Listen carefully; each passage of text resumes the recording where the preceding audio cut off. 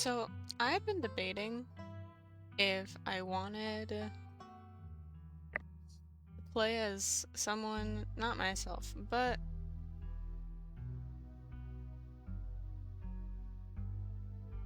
this is also just going to be kind of funny because of the last name. What city do we live in?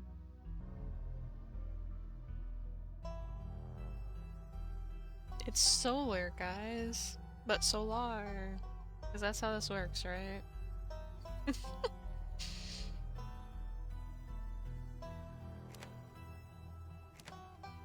Because I think mystical could be fun.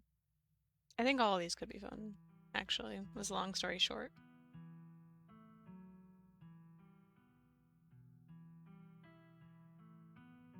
But for the character I'm playing as, mystical definitely makes sense. I feel like Booksmart might work really well too.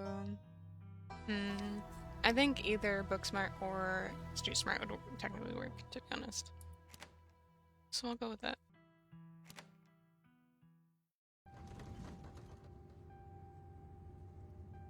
You jolt awake as the bus hits a particularly nasty bump. You feel like you'd only just managed to start drifting off, and now here you are, awake again and still exhausted. For a moment, you're hazy on the details of where exactly here is, confusing this bus with the many others that came before it. But as your mind continues to reassert its existence in the waking world, the past few days come back into focus.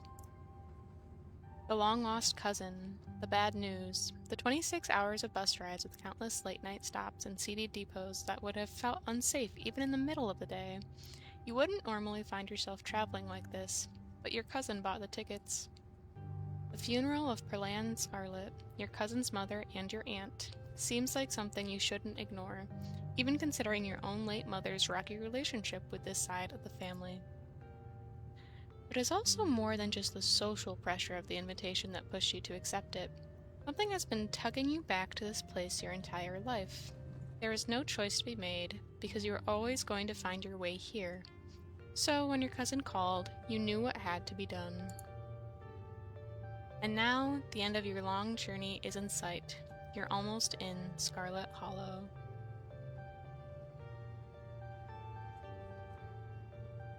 So, anyway, as I was saying... Oh no, he's still here. He's been sitting next to you for the past 5 hours, talking at you without pause. You're not sure he even stopped when you started to doze off. At first, you thought he was just being friendly. That was several hours of one-sided conversation ago. I was up in Maryland, looking for work, but mostly messing around because I was a dumb teen. Me and my buddies were doing our usual prank stuff. You know, pushing joggers into the harbor, that sort of thing.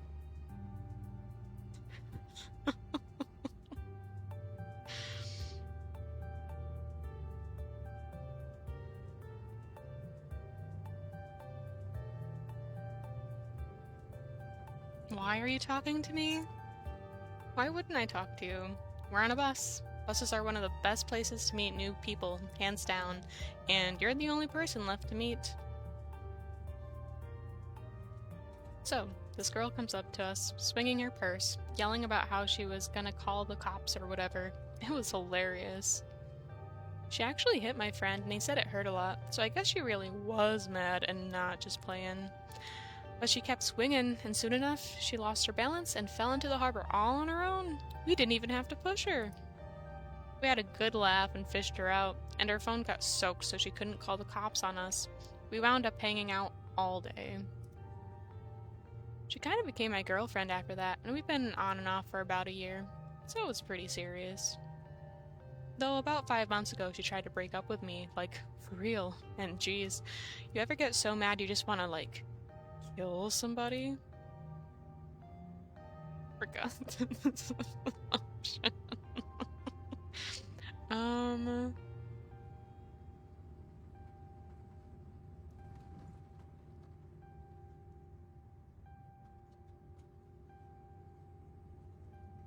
You know, the kind of silly thing, trying to this is just an excuse to flesh one of my characters out a little bit more beyond just how she exists in my head. Like, trying to think exactly like her. Because this would be what I would say, but I'm not playing as me.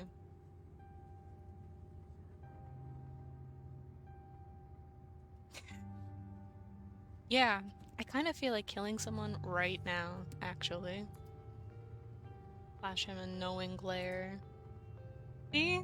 You get it. You never know what a broken heart is going to do to you until you're staring at it face to face. It can change a person, you know? Makes them think things they never thought they could. I honestly could have killed that woman. Anyway, she's giving birth to our son right now, so I'm trying to get up to Virginia to be there for it. That's crazy. But I don't know if I'm, like, into that stuff, so I might just wind up on a bus to New York or something instead. I've always wanted to go there.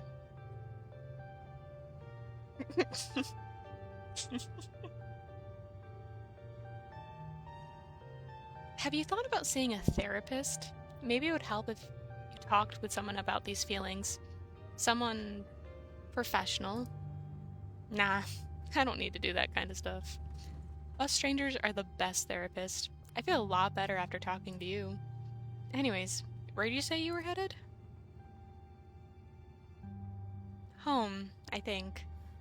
I've never been, but I felt it like a call at the back of my mind for as long as I can remember. Some things can only be put off for so long. The young man anxiously shifts in his seat. For one perceptible moment, it's his turn to feel uncomfortable, before he catches himself and heartily laughs. Oh, you must be talking about Scarlet Hollow, right? Or the Holler, as they call it in the mountains. That's the only other stop until this bus turns around, so if you aren't getting off at my stop, you must be headed up that way. Almost nobody ever goes there. I'm usually alone on the bus by now. Though, actually, I had a couple of buddies who went up there to work in the mine. There's a coal mine up in the Holler, you see, and there's always a job listing or two on the boards around here. I've never wanted to do that kind of thing myself. I like my lungs the way they are, thanks, but my buddies got desperate enough to try it. I haven't heard from them in a while, now that I think about it. I should see if they're on Facebook. See how they're doing up there.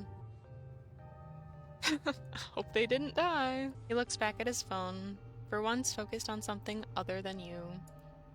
Oh, this is me. It was lovely meeting you.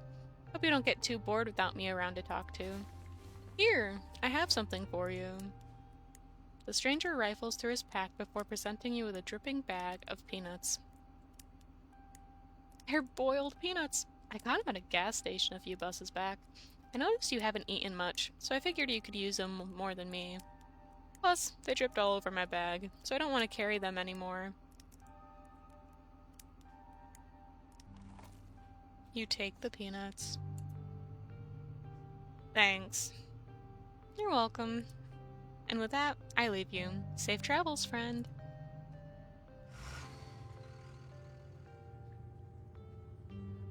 And just like that, the stranger is gone. Maybe you can finally get some sleep. Next stop, Scarlet Hollow. End of the line. Almost there.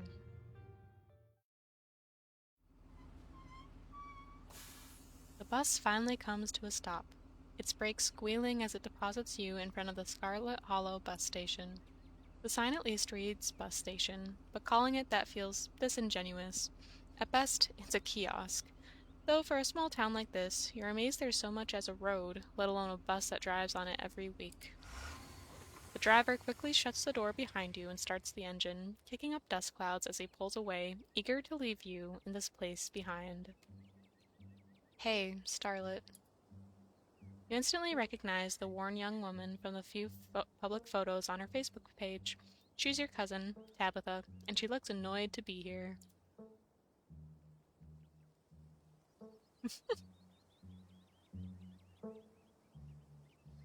Hey, Tabitha. Come on, let's get back to the estate. I don't want to spend any more time down here than I have to. Your cousin turns and motions to an old BMW parked near the bus kiosk. You follow her, clambering into the dusty relic. It doesn't take much driving before the only signs of civilization are the car you're in and the road you're on. Tabitha maintains an icy silence as she focuses on the road. I can't believe we've never actually met before this. You have your mom to thank for that. Or had, I guess. You can feel the same careless cruelty in Tabitha's words that your mother would use when she talked about Perlan and the old Scarlets. The wound that tore your family apart runs deep enough that it bled through the generations.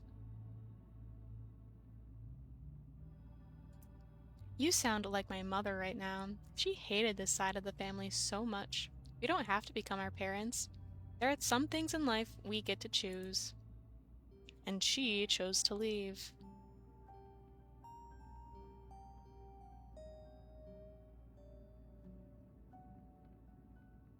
I guess we're both members of the Dead Moms Club now, huh? Your cousin turns to you with an icy glare. Maybe this would have worked to ease the tension if she were someone else, but she isn't. She turns back to the road, her expression cold and unforgiving. How are you holding up? Fine.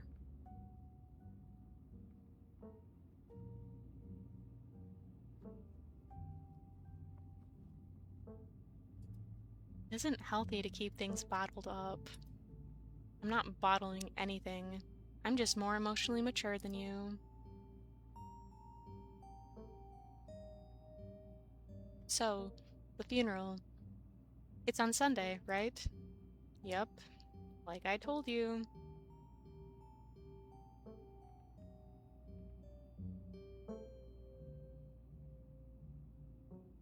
Have you worked out all the details yet? Mm-hmm. Taken care of.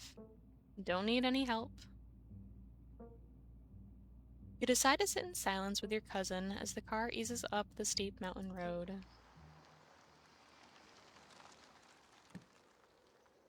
Who? In what world? And here it is, the Scarlet Estate. Though it's seen better days, its crumbling elegance is not lost on you. Someone used to cramped apartments in gray cities. Your mother told you about this place many times before she passed, always with an anger burning beneath her words. The faded majesty you once imagined doesn't quite compare with what's in front of you. As you stare at it perched on the crumbling cliffside, you can't help but feel like it's something that should have been left to rot a long, long time ago. You're hit with a blast of dusty air as you step across the threshold and into the foyer. Everything in this room has been here for much longer than you've been alive, each object cemented in place with layers of dust and cobwebs. You can hear doors creak on their hinges and the aches and moans of ancient floorboards as the house itself sways in the wind.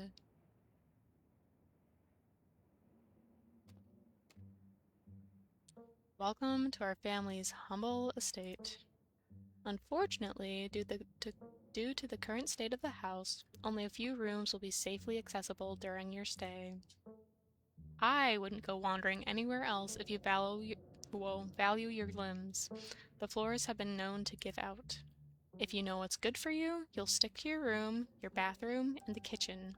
And hallways, I guess. But only the hallways you need to use to get to those places. I'll show you around so you know where it's safe to walk. You can leave your bags here for the time being. The architecture here is breathtaking. It reminds me of the Biltmore estate. Color me marginally impressed. I didn't have you pegged as cultured. Believe it or not, this estate actually predates the Biltmore by nearly 3 decades. It used to be the crown jewel of the region. But times change, and the attentions of the masses are ever so fickle. Shall we begin the tour? Follow me. You put your bags down and follow Tabitha through a long, dusty hallway. She delicately steps over holes and tears in the floor, and you do your best to trace her steps. Kitchen. On Wednesdays, a woman from town comes in and does the cleaning. Her name is Janie. I wouldn't recommend socializing with her. She'll talk your ear off.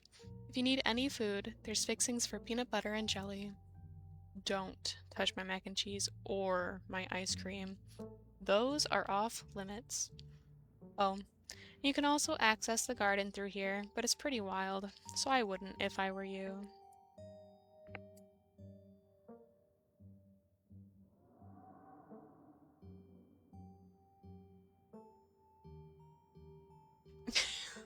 It's perfect.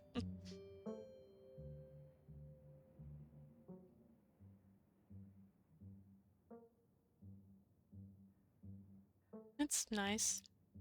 It's a kitchen.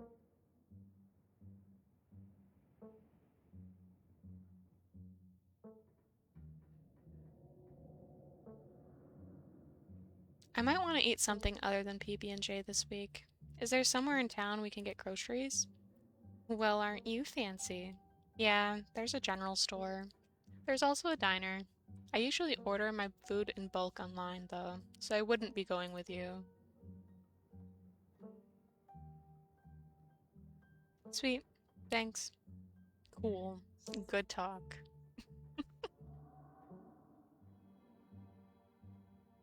PB&J. How'd you know it was one of my favorites? It's pretty classic, it's pretty tasty. That smile can't be real. I didn't, but good for you. Alright, what's next on the tour? Bathroom. Follow me. Great, it's been hours since I've gone. As the two of you leave the kitchen, you pass by a tuxedo cat sitting on the countertop. Is that your cat? What's its name? Frou-Frou. Do not try to pet her. If she wants to be pet, she'll let you know. Alright. You decide to follow Tabitha's advice. You respect the cat's boundaries. Shall we move on? The bathroom awaits. You once again follow Tabitha through a long, dusty hallway. Maybe after a few nights it'll get easier to navigate these spaces. For the time being, you feel lucky to have not fallen through the floors. Guest bathroom. Not much to show. It's a bathroom. I'll wait outside. Do what you must if you must. It is a wretched bathroom. Piles of junk sit untouched in the corners of the room, and mystery stains paint the floor.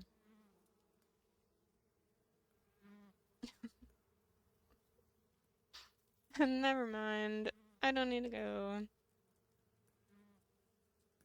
Who exactly uses this bathroom? Guests.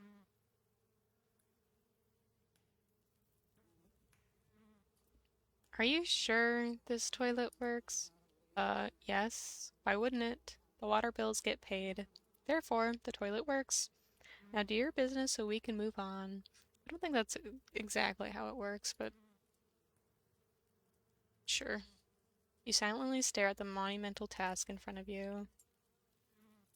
If there was a way to get me to jump back and just leave, that would certainly be it. Alas. A toilet is a toilet. Sure, it could be cleaner, but your business needs doing, and this is as good a place as any. You do what you must and rejoin your cousin out in the hall. Next up, guest bedroom. Last stop on the tour. Follow me. You and Tabitha briefly return to the foyer before climbing the stairs and reaching the guest room. The room smells old. Dust, mildew, wood rot. It has it all. A week of sleeping in this place might give you permanent lung damage. An unmistakable stain coats this room. Someone has died here. No, people have died in here. The closet is full of old family stuff, so you can't hang your clothes up, but you can use the dresser. It should be empty. Oh, goodness. People have died here, haven't they? When? This house is almost 150 years old. Obviously, people have died here.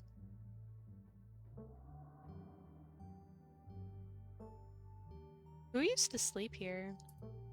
Like I said, this house is almost 150 years old. Many, many people have slept here. Talk about avoidance.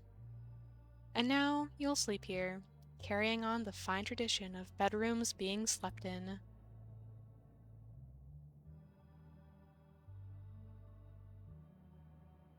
I guess I'll start to get settled. Follow me. I'll take you back to the foyer so you can collect your belongings. This concludes our tour. I'm afraid I must return to my duties, so you'll have to entertain yourself for the rest of the day. Don't expect to see much of me.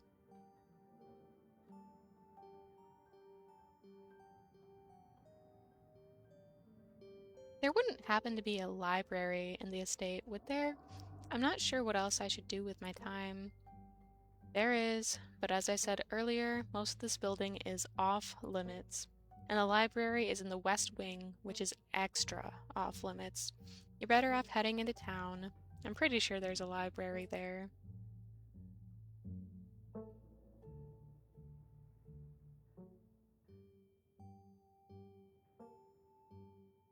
Hmm.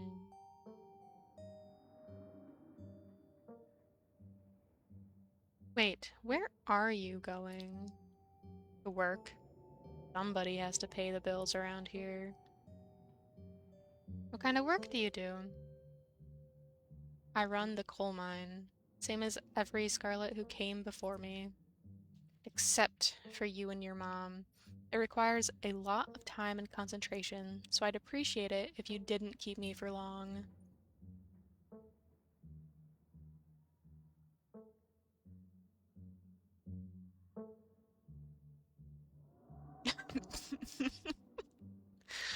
um, hmm.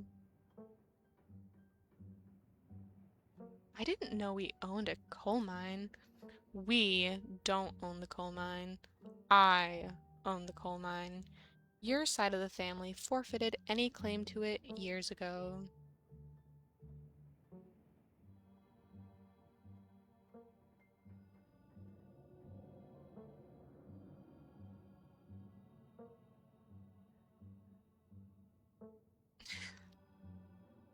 Damn, I can't believe you're only in your 20s and already running a coal mine. Talk about hashtag girl boss. It's really funny. Don't patronize me. I know you have nothing to your name, Starlet. That's crazy. Any other inane questions before I leave? You asked me to come here, but you're acting all pissed off that I actually came. What's going on with you? Look, I'm sorry I've been testy since you've gotten here, but you aren't exactly one to talk. Clearly, you and I have very different opinions on hospitality.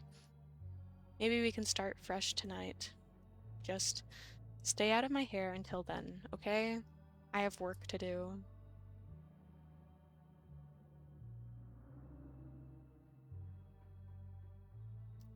Alright, I won't keep you, but we should hang out when you get back. We'll see. There's a lot that needs to get done this week. Your cousin leaves through the front door, and now it's just you. You in this sprawling, decrepit estate.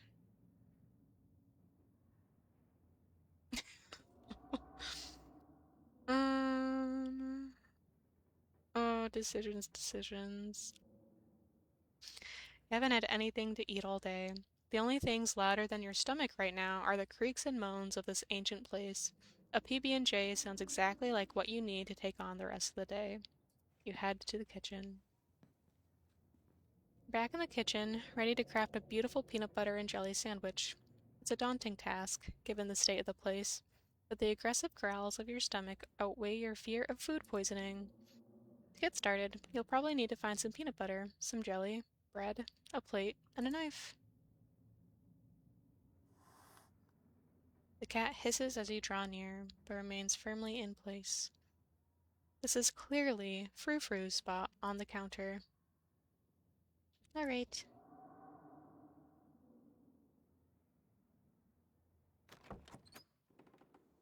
This garden was reclaimed by the wilderness long ago. It might not be very safe. Who's to stop you from venturing deeper? I'm curious now. You wander further into the garden. It's quiet out here. It is very pretty. I'd love to be in a garden like this. I think it'd be very calming.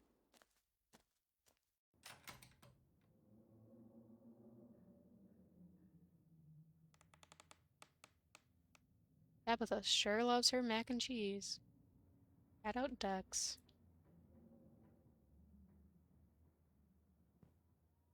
Pick up one of the non-moldy loaves of bread. Great! One step closer to a satisfying snack. All you need now is a plate, a knife, and the PB&J itself. The king of nut butters, and only 3% of each jar is mashed up cockroaches. Cockroaches, yep. All you need now is some jelly, a plate, and a knife. Let's examine the mac and cheese. Craft for the sea. Naturally. You pick up a box of Tabitha's mac and cheese. You can't say you've ever seen the brand before. That is so crazy. Starlet isn't, well, not out of the gate. She's not that evil.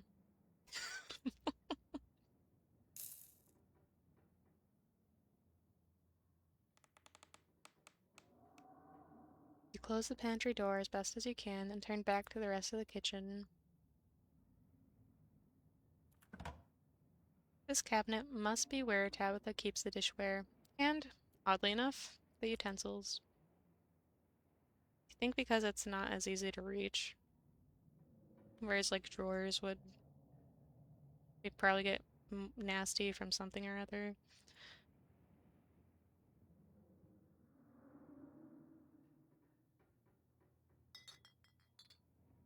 It reads, I survived Deb's 50th. Your aunt's name was Perlan, so this wasn't from her 50th. From the few stories you've heard from your mom, Perlan wasn't the type to have kitschy friends who gave out themed shot glasses at their birthday parties. I've never seen that word before.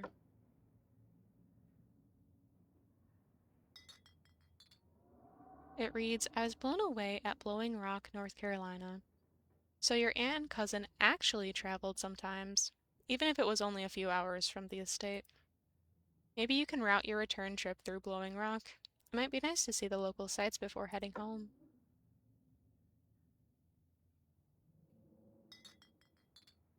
You grab a plate and a butter knife. All you need now is some jelly.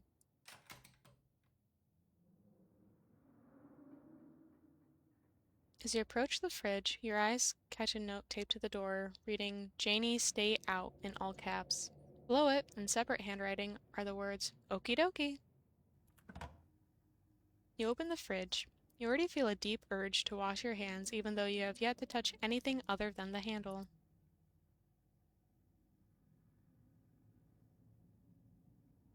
Check mayonnaise. Pick up the jar. Its label flaking in your hand. It expired 10 years ago. This jar of mayonnaise is old enough to graduate the 5th grade. You reach for one of the unopened jars of grape jelly, carefully checking its expiration date. You breathe a sigh of relief when you realize it's recent. This was either purchased specifically for you, or jelly is one of the few things in this kitchen Tabitha actually uses. This is the last ingredient you needed to make your PB&J. Let's do this thing.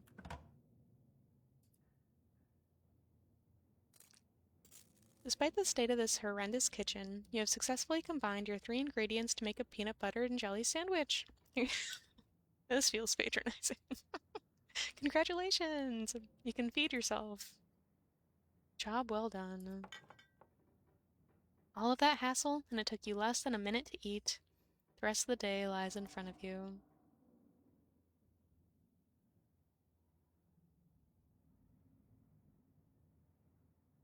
Now that you've finally eaten, the aches and pains of your journey have started to sink deep into your bones.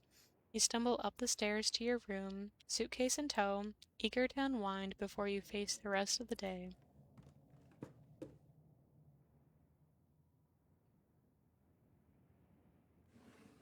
Hello. This was like the primary reason I almost chose the ability to speak to animals, but that's not Starlet's thing, unfortunately. So you drag your suitcase over to the dresser and open the bottom drawer. A possum lurks within. It is quiet but angry.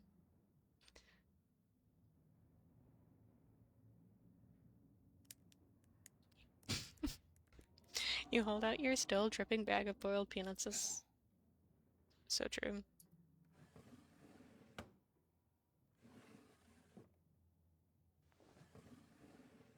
Based on the state of the house, you wonder if you'd have been better off keeping your clothes in your nice, clean bag, but there's no going back now. You can see why your cousin said you should put your clothes in the dresser instead of this closet. There must be decades of family history stacked up in here. Of course, you're sharing a doll. Sharing a doll. You're sharing a room with a creepy doll. You pick it up to examine it more closely. Its foot reads, "Property of Alexandra." No need to carry this around with you.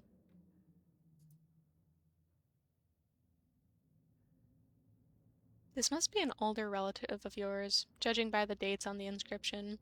You've never heard of her, but you'd barely heard anything about your aunt and cousin until a week ago, so that's not really a surprise. Maybe you could ask Tabitha about this Mary Belle Scarlet the next time you see her. That is, she's actually in the mood for conversation.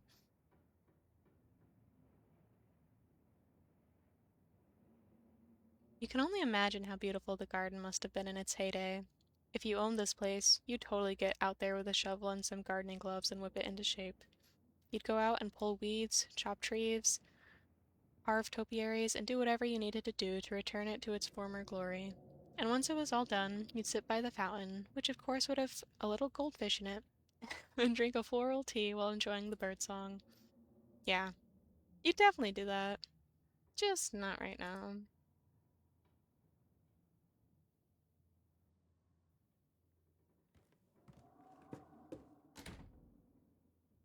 You immediately try the nearest door, only to be impeded by locks and chains. Alright. Well, let's get to exploring the town, I suppose.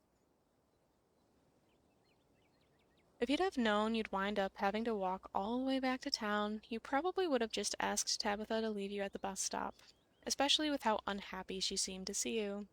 If only you could wipe the slate between the two of you clean and bury some of the tension. Though, maybe her mother's funeral isn't the best time for something like that. And again, maybe it's the perfect time. It's really pretty out here. Finally, you made it back to town. The holler, as that guy on the bus called it, has probably seen better days. It still has the feeling of an idyllic country town, but its sidewalks are cracked and many of the storefronts are boarded up, their windows dusty with age. A chill breeze sweeps down the lane, and you shudder, suddenly feeling as if you're peering into a grave. Puppy! Gretchen, come back! Quit bothering strangers! Sorry about that.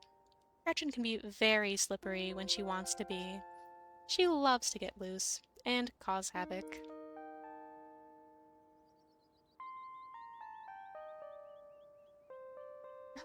I love Pugs. She's so cute. Thanks. She is cute. Sure, most of her teeth have fallen out and she's got a couple of weird growths, but for a 17-year-old pug, that's pretty good. 17? That's incredible. It sure is. I'm hoping she beats the current record holder and makes it to 19. So true. Or, better yet, 20. The more time we get together, the better. Isn't that right, Gretch? Huh, but what am I doing? I got so caught up in the excitement of meeting someone new that I entirely forgot to introduce myself. I'm Stella. It's not often I see a strange face up in the holler. Every now and then there's a new crop of coal folks, but you don't look dusty enough for that. You aren't in town for the funeral, are you? The Scarlet funeral?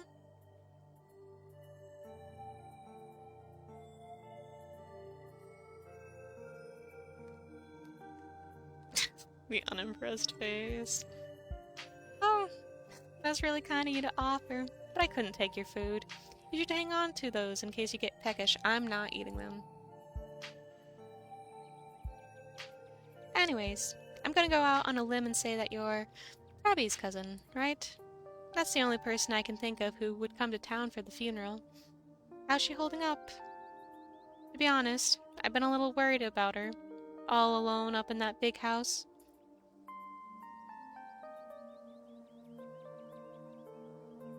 Ooh, a mystical option. I feel like whoever I met today isn't the real Tabitha. Just a mask she wears. I hope that's a metaphorical mask you're talking about. To tell you the truth, she's always been a little rough around the edges, but most people don't really catch on to that. It'll probably be good for her now that you're staying there, even if she doesn't think so herself. How long have you known her? Oh, quite a long time. The town's really small, so everybody's known everybody else as far back as they can remember. Tabby and I got a little close when we were both in the school's production of A Midsummer Night's Dream. I was Puck, and she was Mustard Seed. As you might have expected, she was more than a little prickly, but I managed to soften her up a bit in the end. But then she graduated, and that was that. Oh, if you just got to town, you must be starving. I was just on my way to the diner for a coffee, and they've got amazing biscuits. My treat.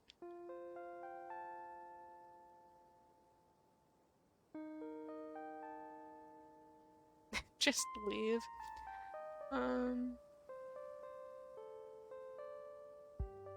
Sure. Why not? Awesome. Let's go. The pleasant aroma of greasy breakfast food hangs heavy in the air.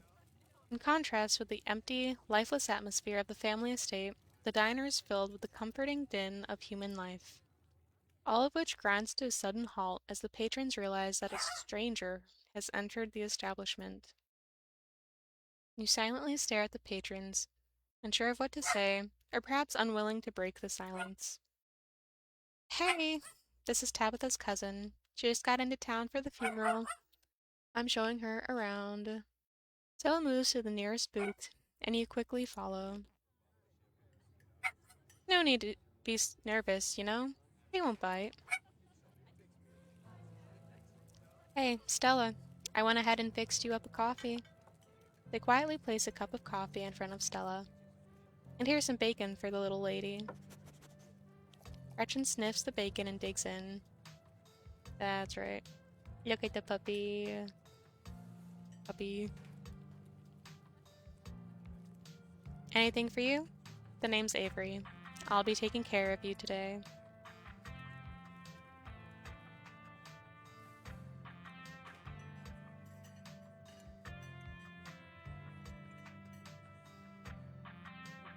How much is the coffee? $1. But that gets you unlimited refills. Well, that's pretty impressive, actually.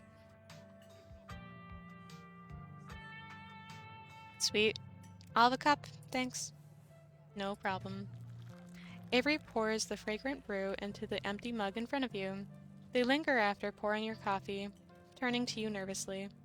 Oh, and I'm, sorry for your loss. Before you have the chance to respond, they're gone. Should have gone for the biscuit. They're really good. I guess you've got all week. Maybe you'll get one tomorrow. Anyways, the funeral's not till Sunday, right? That gives you quite a bit of time to slum around town. I'm trying to think if there are any cool events going on this week. There's always the reading adventure at the library, which is supposed to be for little kids, but I do it every month anyway. Oh, and I'm pretty sure Avery's throwing a party Saturday night, so that's a fun thing to look forward to. And there's the weekly Sunday potluck. That should be right after the funeral, too, so it'll be a special occasion.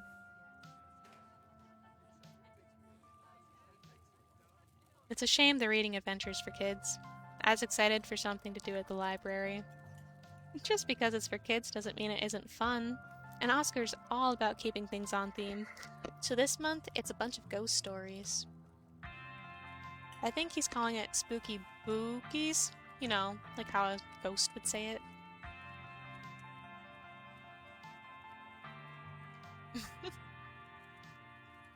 Oh my god, that's perfect. Cool. We should check it out this week. But that's really just an afternoon. Any idea what you would want to do for the rest of the week?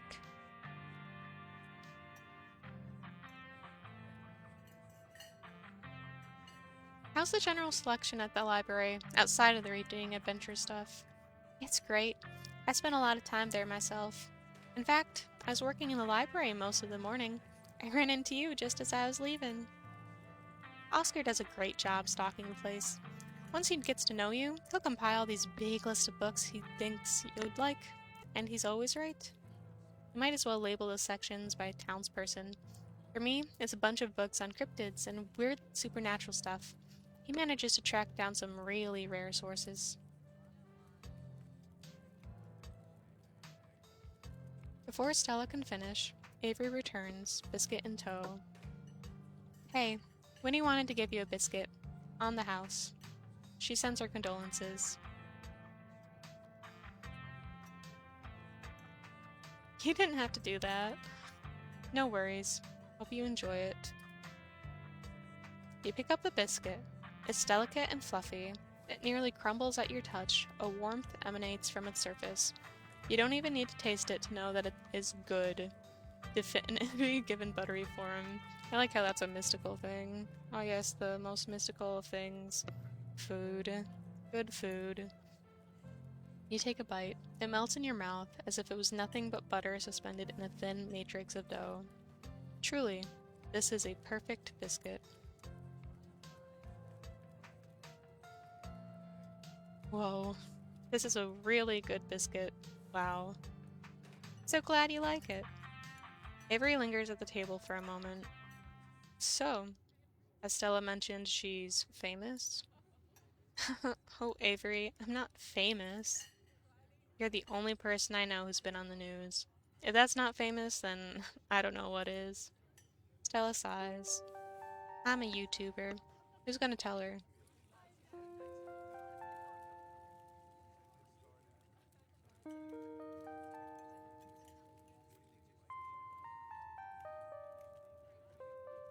Cool.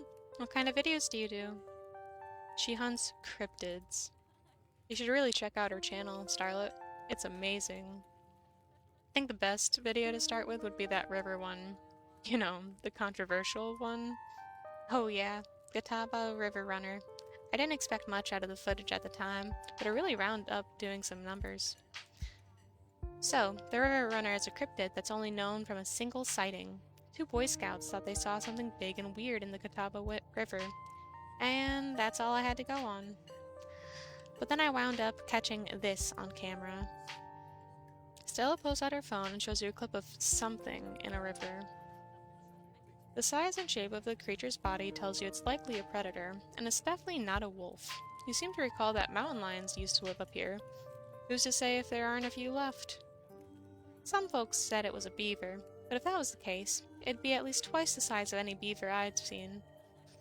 I also had people saying it was a dog, or even a capybara that must have escaped from a local wildlife sanctuary. I'm still not sure what it was, and I'm the one who saw the thing with my own 2 eyes.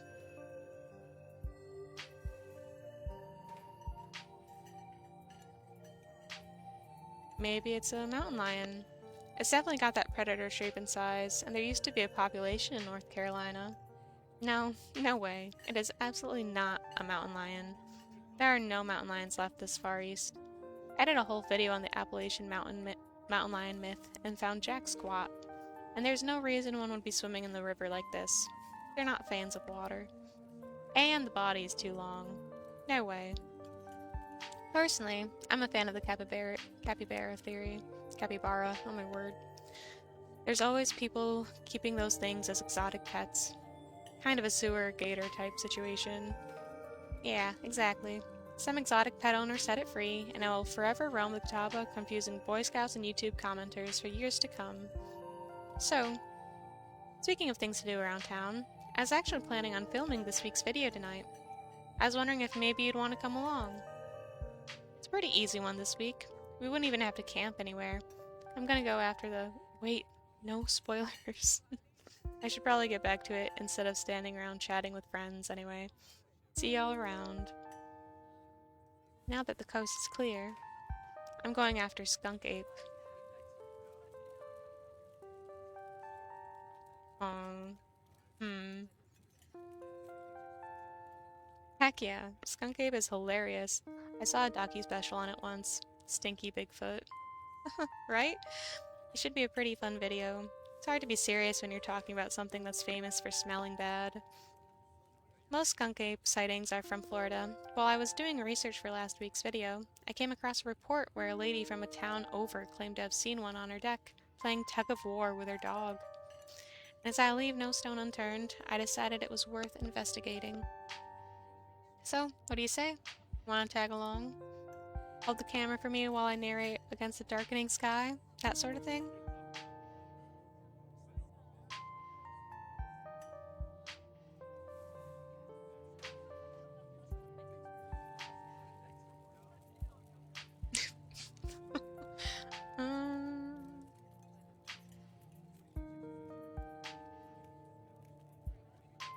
Absolutely. I'd love to come along. That's great. It's been a while since I've had anyone besides Gretchen out there with me. This is gonna be a lot of fun. I actually started the channel with a couple buddies of mine back in middle school, so it'll kinda be like a blast from the past. I miss those two. Her videos were terrible. You know, that gets me thinking. I wonder if they'd be down to come along with us. Get the old gang back together. Though, I guess Kanika has to close out the general store tonight, so I'm pretty sure she's a no-go. But Reese, I think there's a decent chance we could get him to come out of his cave, if he's up for it. You mind if I make a quick call? Stella pulls out her phone and dials it, waiting while it rings. Reese, dude, what's up? Feels like it's been forever. Oh man, I'm sorry to hear that. Do you want me to come by, or...? Okay. If you're really sure. But if you change your mind... Oh, I was just calling to ask if you wanted to come out to the woods tonight. I met somebody cool in town today. She's Tabitha's cousin. I know. Yeah, just here for the week. Anyway, we're going out to look for Skunk Ape. We could take the easier trails. That would help. Dang, man. That sounds awful. I hope you take it easy tonight. I'll swing by sometime this week and we can have a more low-key hang. How's that? Yeah, I'll bring her. Talk to you soon. Bye, bud. Oh. Looks like it's just you and me, pal. Are you okay? Me? Yeah, I'm fine. I'm more worried about Reese. He's had a lot going on in the past, gosh, 10 years or so, but I feel like it's gotten a lot worse recently. I can't remember the last time I saw him leave his house. Oh well, it's not my place to talk about, really. I just got a little excited thinking about having him along again. He's hilarious. You'd love him. We should swing by his place sometime this week. That'd be nice. I'd love to meet your friends. Awesome. I'll make it happen. He's definitely the trickier one to meet. Kanika is much easier to track down since she's at the general store basically every day. But friendship can wait. We've got a skunk ape to hunt. So, we should probably head out if we want to make it up the mountain before it's too dark. Come on, let's blow this popsicle stand. You pause before getting up. Maybe it's time to make a good first impression.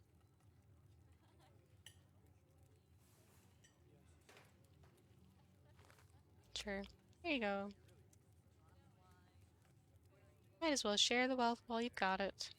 You smooth out the bill before placing it on the town is on the table inconspicuously. Aw, that's awesome of you. Avery will appreciate that, I'm sure. Stella turns to leave the diner with you following close behind.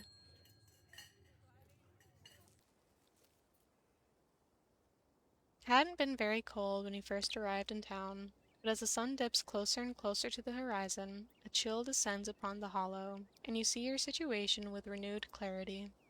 You're in a new place, far from civilization and the people you know, following someone you just met into a dark forest in search of monsters. You feel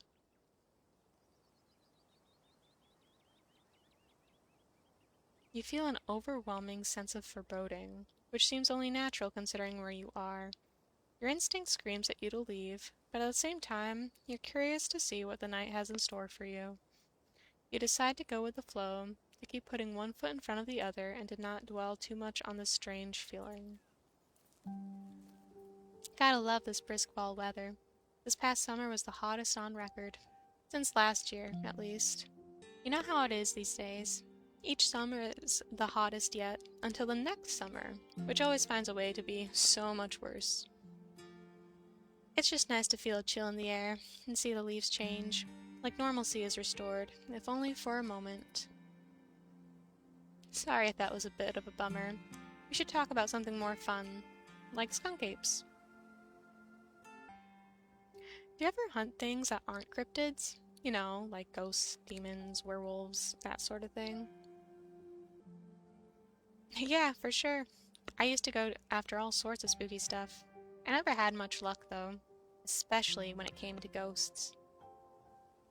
Back when I first started doing solo videos, I'd go into all sorts of old, abandoned buildings, hoping I'd stumble across some sort of activity. But nothing ever happened. It was always just me and my camera in an old house, getting worked up over a gust of wind or a creaky floorboard. When all's said and done, I've just been a lot luckier with cryptids. I want to believe in ghosts so bad, and I can't rule out the possibility that there really are true hauntings out there. But if there are, I sure as heck haven't seen any myself. Werewolves. I kind of lump in with cryptids. I'd be shocked if there actually were people out there who turned into animals, but werewolf lore lines up pretty well with the great beast genre of cryptid. As for demons, I don't know. I honestly don't even want to consider the possibility that they exist, because if they really are out there, a lot of folks are doomed to an eternity of flames. So, let's hope all that's just bunk, am I right? What about aliens? Don't even get me started. Did you see those UFO videos the government declassified? Aliens are definitely real, and they have absolutely visited Earth. Like, I believe in aliens way more than I believe in cryptids. You don't see me hunting aliens out here because we know they're real.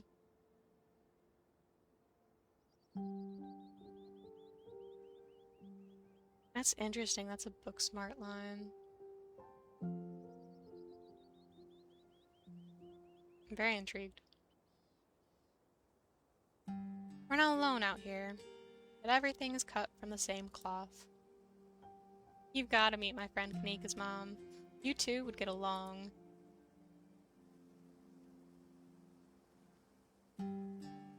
What's the weirdest thing you've seen out here? Other than anything cryptid related, of course. Oh gosh, that's a good one. Let me think. Well, there's always the deer I saw stealing baby birds out of a nest and eating them. That was pretty messed up. That sounds pretty messed up. But I think most people know about that these days. I've seen tons of videos of other deer doing it, so I'm not sure if it counts as weird anymore. Oh, Tetanus Lake? That's definitely the weirdest. It's a 5-foot deep, 30-foot wide pile of old cans and bottles and assorted garbage, with grass and trees growing on it, so you could barely tell it was there until you stepped on it. It was practically solid ground with how much had been compressed. Oh, goodness gracious. Thank you so much. Thank you for ruining the perfect number. And you know what? 70 is more perfect, because now you're a part of it. Thank you very much. But you could still fall through if you weren't careful, hence the name. Better be up on your shots if you want to mess around in there. Well, stuff from the 50s too, which is super neat. I salvaged a few bottles that I keep on my dresser as a little souvenir. Has anything bad ever happened on one of these hikes? You know, just curious. Let me think. There was that time back in early high school when Reese fell down a cliff. Fell down a cliff? What? But he was fine. We had some folks from town rig up a pulley to get him out of the ravine, and his leg only took a week or two to heal. All in all, not too bad. Though I guess there was also that time I was out here alone and kinda got stuck in a cave. I was getting great footage of what I thought was a family of wampus cats, but I wasn't able to wiggle my way back out. Turns out that the wampus cats were actually skunks who very much did not appreciate me blocking the entrance to their hidey hole. And instead of running for help, Gretchen just sat outside, bored to tears. Lassie, she is not. It took about an hour to get loose, which is pretty intense, but a few tomato juice baths later, I was right as rain, so it could have been a lot worse. Oh, and there was that time I accidentally stumbled onto Old Duke's property and nearly got my head shot off. But that happens to everybody sooner or later. I'd barely count it. So yeah, these hikes aren't all that dangerous, all things considered. I'm sorry, did you say you almost got shot? Are you sure it's safe out here? When you put it like that, I can see how you might be a little concerned. I really wouldn't worry about Duke, though. He might be a little jumpy, but he means well. And if it makes you feel any better, I've been out on the trails with him before. The man sounds like a truck crashing through the woods when he walks. We'll hear him long before he sees us. Yeah, I also, from what I know about this game, I'm already very impressed with the other elements of game design. Fun fact about me, I want to make games for a living, and it would be games like this. I think are so great, and just chef's kiss in all aspects, the writing, the art, and of course, you know, the extensive amount of player's choice mattering. I talk about it all the time, but I think it's such an important and cool thing to work with in a game, so. And the wildlife isn't anything to be afraid of either. The worst I've seen up here is the occasional black bear, and even they scare easy. Sure, sometimes worrying can help you prepare for something, but we're as prepared as we can be. I even carry a bear mace. And once you're as prepared as you can be, why give in to your anxiety when you can be having fun instead? Anyway, all this is to say we're good. Don't worry. Did you hear that? Oh, calm down, Gretchen, you old mutt. Here, sorry for getting spooked, Duke. I thought you were some creature of darkness. Nah, girly. Just old Duke. His hat just makes me think of Dipper Pines. Now, what the hell are you looking for way out here? Skunk ape? Sorry I asked. And who's this you've suckered into coming with you? Wait a tick. You aren't... Is that? Yep. I see. Welcome to the holler. My condolences. I'll keep you in my prayers. Another stranger, another opportunity for a salty introduction. Yeah, why not? For that reaction, it was worth it. You hauled out the slippery bag in front of Duke. It's grown quite fragrant since you first put it in your rucksack, like the scent of old beer, but you're pretty sure that's what it's supposed to smell like. Boiled peanuts from your backpack? No, I'm all set, thank you. Now, both of y'all head on back to town, you hear? It's best you steer well clear of this area tonight. I'm out dealing with my own critter, and won't be too appreciative if a couple fools with a camera scare away the more sensitive wildlife. What are you hunting tonight? Something tall and hairy? Something musky? You see anything like that recently? Wouldn't you like to know? You never could stay in your business, Stella Richmond. Put that damned camera down. Aw, come on, Duke. Maybe I could help out. I'm pretty good at tracking. You know I learned from the best. That you did. But I've yet to see a shred of proof that you listen to any of it, the way you tromp around the woods at night yelling about chunkabungas or what have you. Something's been getting at my chickens. I've lost 3 this week, and can't afford to lose many more than that. Huh. I wonder if Skunk Ape has a taste for chickens. Now, see, this is why I don't come to you about these things. It ain't no Skunk Ape. Whatever the hell that is.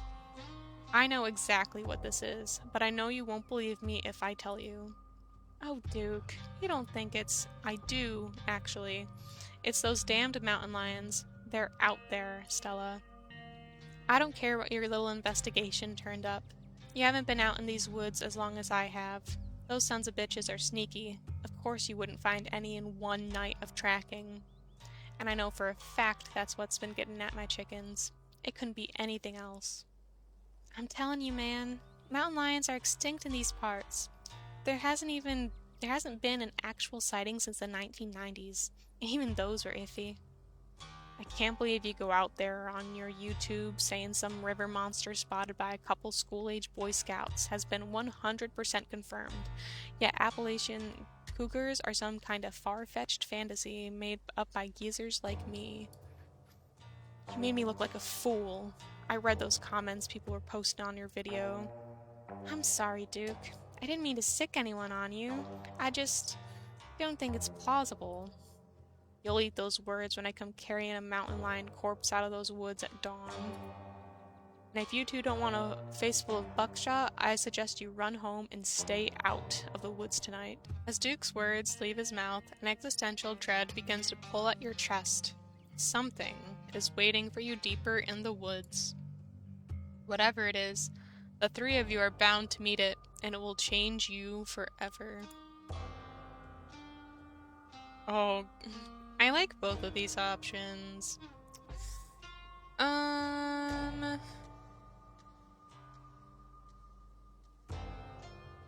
There's something waiting for us deeper in the woods. Art luck from the devs? Oh, okay. Yeah, I know, I'm hunting it. What if it's not a mountain lion, though? What if it's... Oh, don't you get started again. Your daddy could hear you now, going on about ghouls and goblins, using what he taught you to run around these woods like some kind of paranormal investigator. You want that to be his legacy, girl? And besides, you know my boy Beau and me are headed down to the state fair to show off Big Betty this week. We'll be gone days, and the chicken coop might as well have a big all-you-can-eat sign on it, if I don't nip this in the bud tonight. You know how I feel about my chickens. I couldn't take it if I lost any more of my poor little ladies. And you know I have to put out a video by tomorrow evening. As Stella and Duke both root themselves in their stubborn insistence, the feeling from before gains form and clarity. Something fated has been locked in stone. Whoa. I like the mystical trait. Somebody here is going to die tonight. If I miss an update, I might lose my new sponsor, and who knows what that'll mean for my career.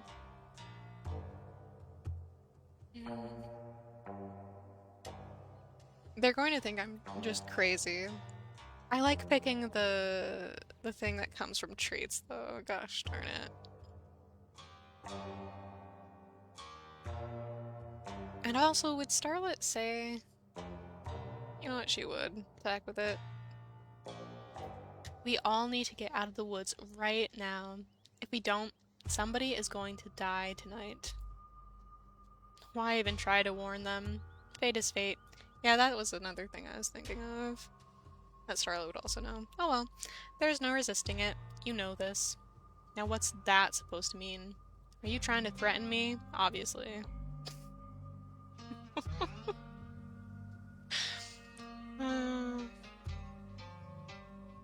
Oh, the inclination to say yes.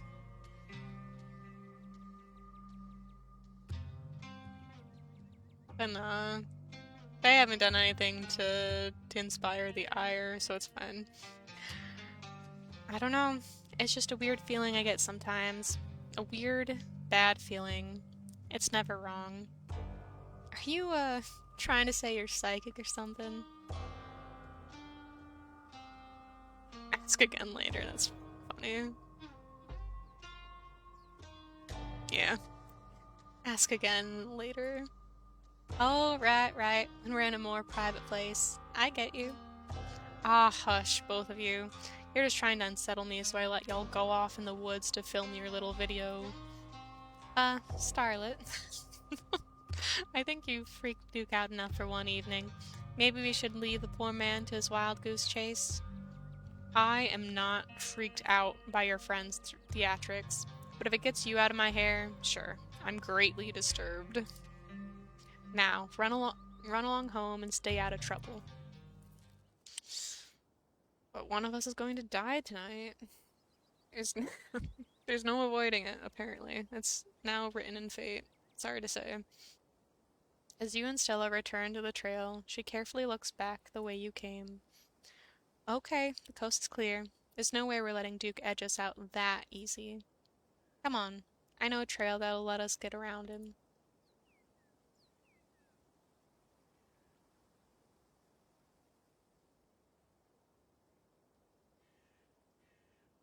Wouldn't you rather go home and hang out? Maybe watch a movie? Aw, you don't have to worry about old Duke. He's never actually shot anyone.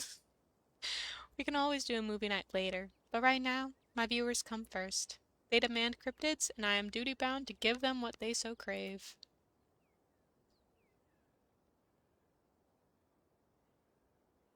I'm under duress.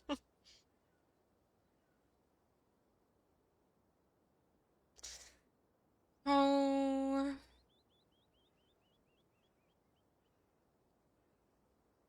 This isn't about Duke. Something bad is going to happen if we stay here. Wait, you don't want to dip out now. The sun is about to set. Things are just about to get good. I know it.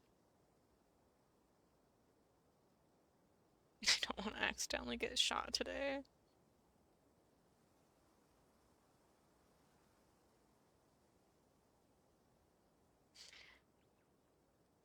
Now, I don't know for sure, but I also kind of feel like just leaving Stella out here would mean something bad happens to both her and Duke.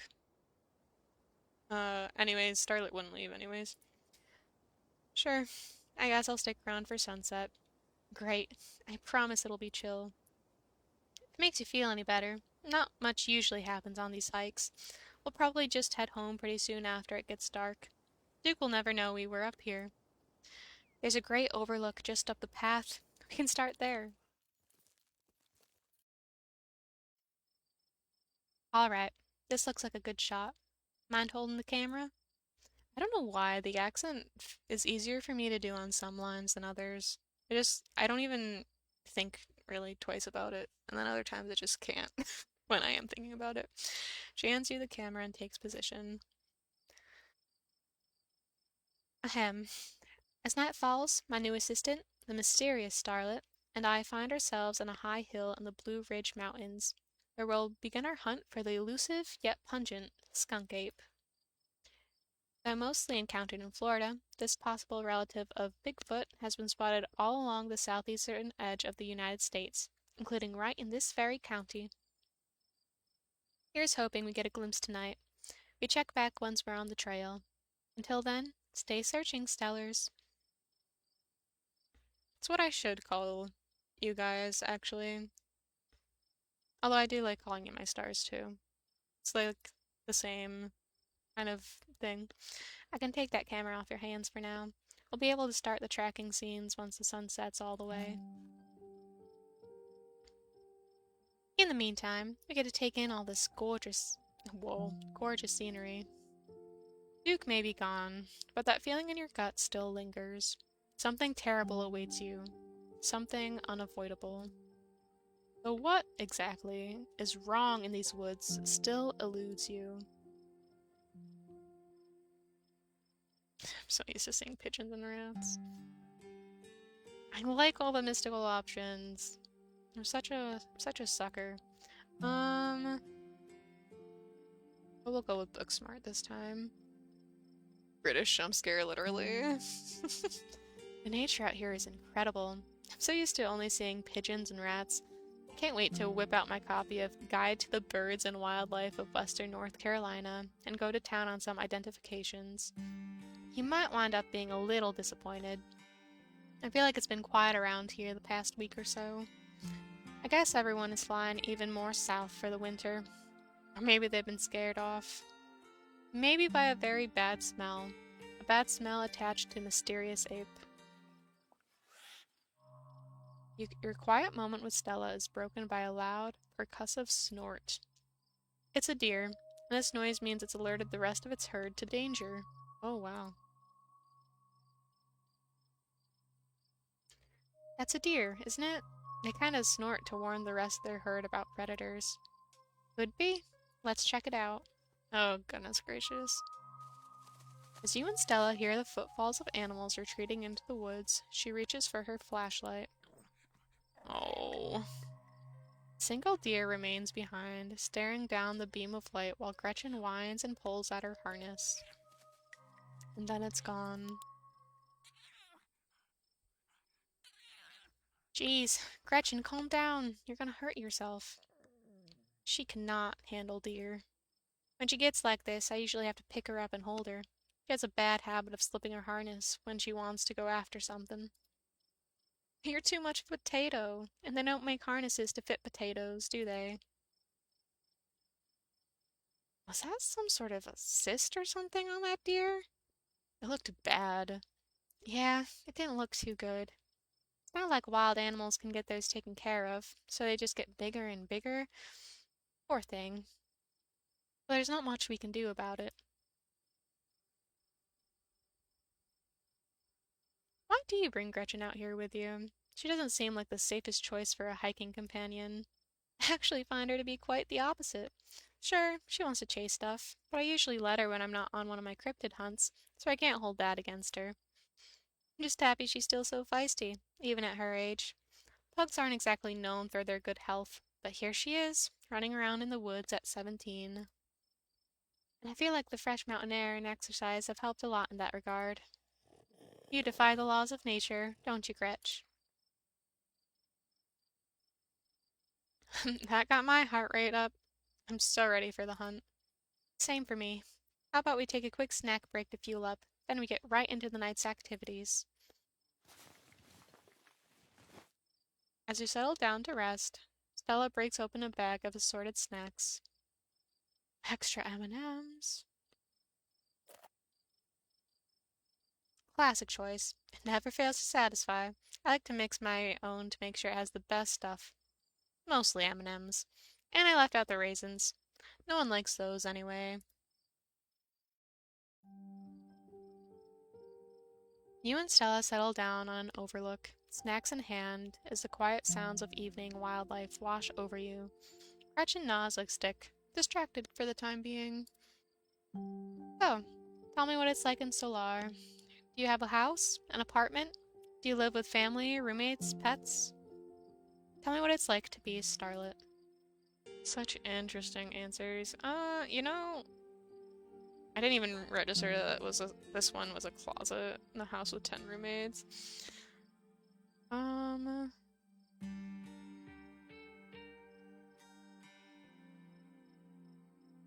know what, this is fun. I live in a doorless basement that floods whenever it rains. I also have 5 roommates, and they have to come downstairs to do laundry in my room because the washer and dryer are down there. Oh, goodness gracious. Not her just looking off to the side.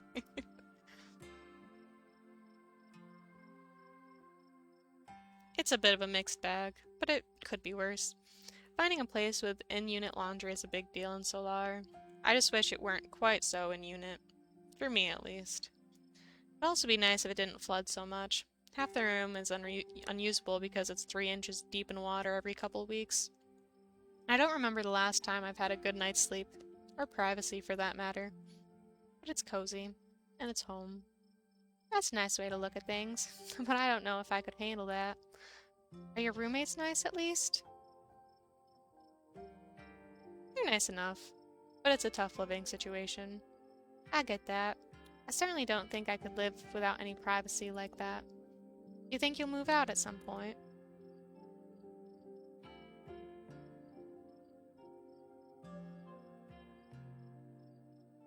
Oh, I hear you. I've been saving up for something better. Oh yeah? Good for you. So, what do you do for a living? Oh, goodness gracious. Okay.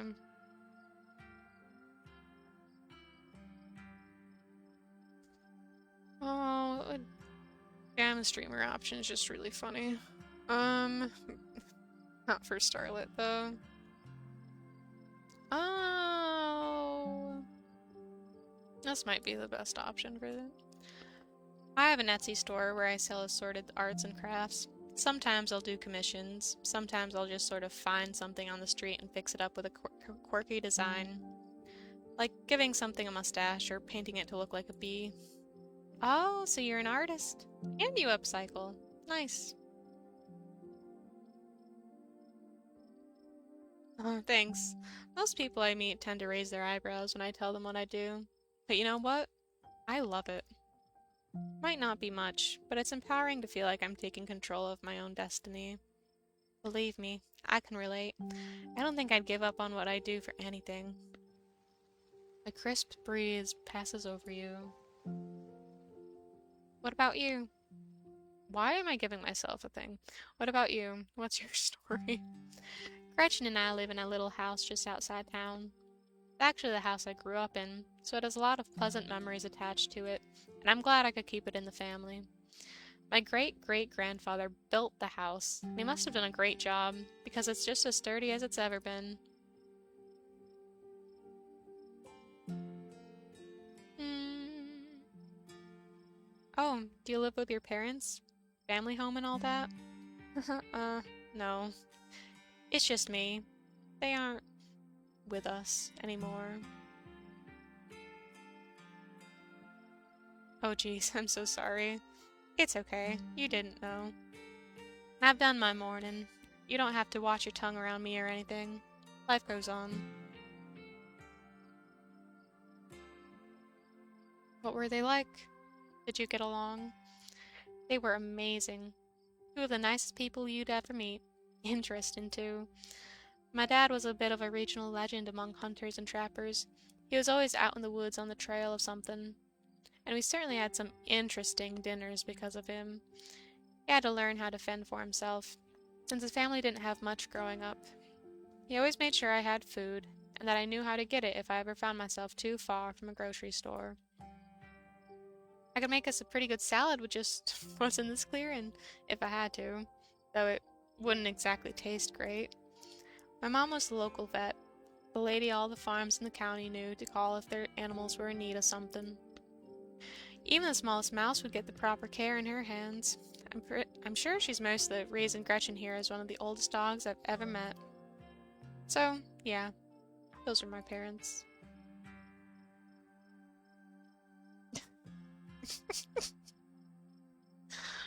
Oh, the callback is so funny though.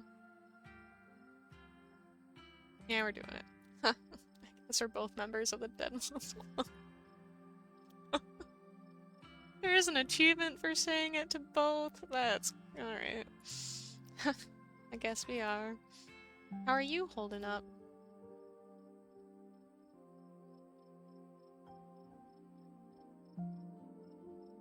I'm okay.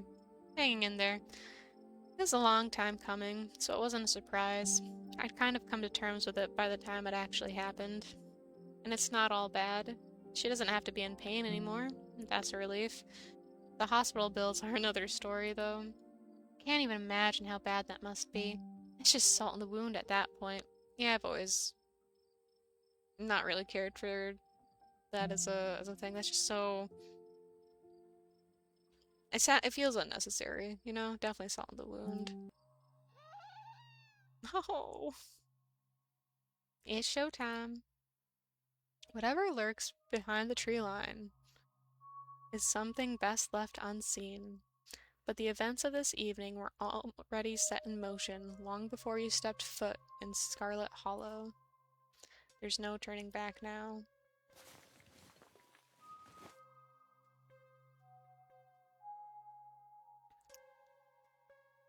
That isn't skunk ape, Stella. Whatever it is, it's far worse. Whatever it is, it's close. Here, Watch Gretchen for a moment while I check this out. You and Stella inch towards the tree line as she shines her flashlight into the woods. As you approach, a series of weak clucks call out from a nearby bush. Maybe Duke's birds weren't eaten after all. Ugh. What the hell was that? Hold on, I gotta play that back. Holy shit. Hasn't it must be maybe 2, 3 feet tall? Doesn't look hairy either, so I think we can rule out skunk ape. Whatever it is, it has one of Duke's chickens. It looks like it's headed north. Let's go after it.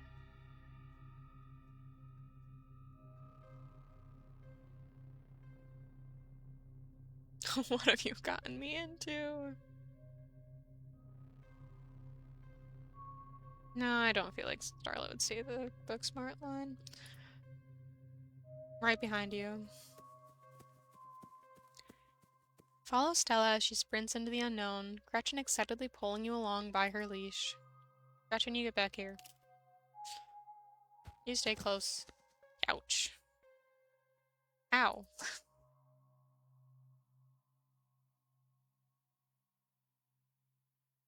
Are you okay?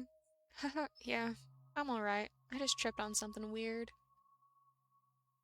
Tiny bald guy. Oh no, that poor thing. Must have been one of Duke's. Oh Jesus, it's still alive. I guess we have to roll the camera. It seems we found one of Duke's chickens, folks, and she's not looking good. I'm hesitant to speculate, but she definitely seems to have some sort of growth under her skin. Could be a tumor, could be something else. Either way, I don't think there's much that can be done for her at this point. Jeez, I hope I don't get demonetized for this one. Wait, do you hear that? Stella, I swear to God, didn't I tell you to go on home? Birdie? Birdie, oh no, what happened to you, sweetheart? Duke, we just found her like this. I think there's something seriously wrong with her. Jesus H. Christ.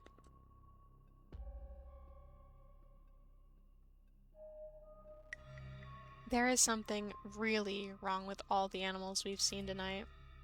No goddamn shit. It's like some sort of plague. It's better not be contagious. Duke, we saw the thing that got a hold of her. Got it on camera, too. I don't know what it is yet. A gnome or something? You know there ain't no such thing. Yuck. Don't let Gretchen too close. She'll try to take a bite if you don't stop her. You hold Gretchen's leash close to your chest. She seems nervous, squirming slightly against her harness. Its poor little chicken eyes look up at you, glazed over, but still rolling around in their sockets with unfortunate life. First you thought it might have been a tumor, but this is something else. The skin is stretched taut, the growth pulsing beneath. She could still get better. Maybe she just needs that thing to pop, and she'll be red as rain in a couple days. Happened to me once, and there's not so much as a scar these days. I don't know. Kinda looks like there's something in there. Ugh. If you didn't know better, you'd say this would be some sort of parasitic growth. Like a wasp laying eggs inside a caterpillar. Yuck. I didn't need that visual. It was already enough. The wing is barely still attached, but that seems to be the least of the chicken's concerns. Whatever got a hold of her busted her wing up too. Yeah. Having investigated to your heart's content, you step back and give the bird space.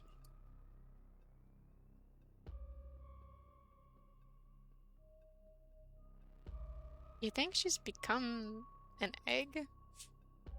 Like one of those things is going to pop out of her? No, no, I refuse to entertain that notion. She ain't some kind of incubator. She just needs that thing drained. Maybe some antibiotics. That's all.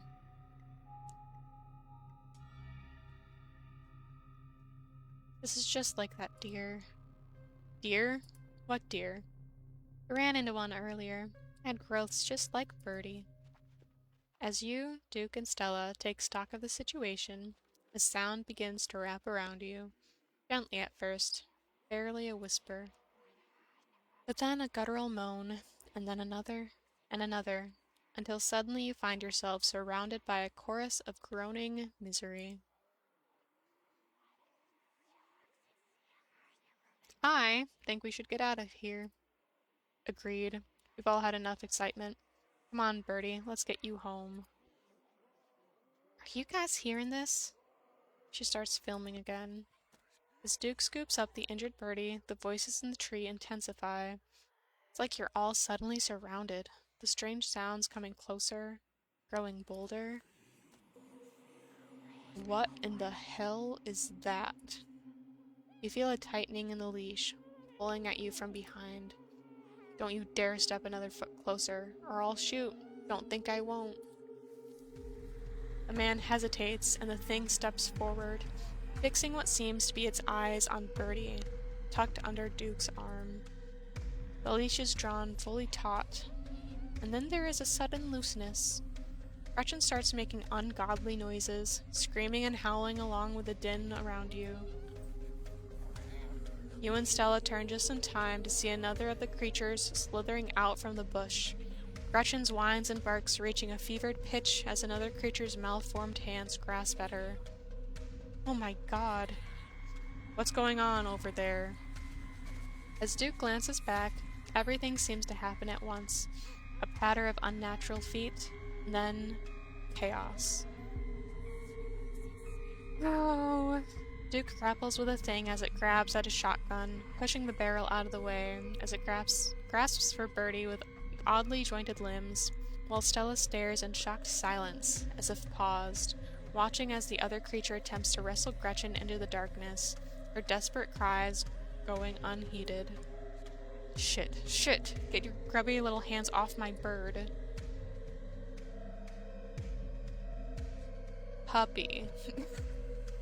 You dive for Gretchen, attempting to snatch her away from the thing's misshapen hands.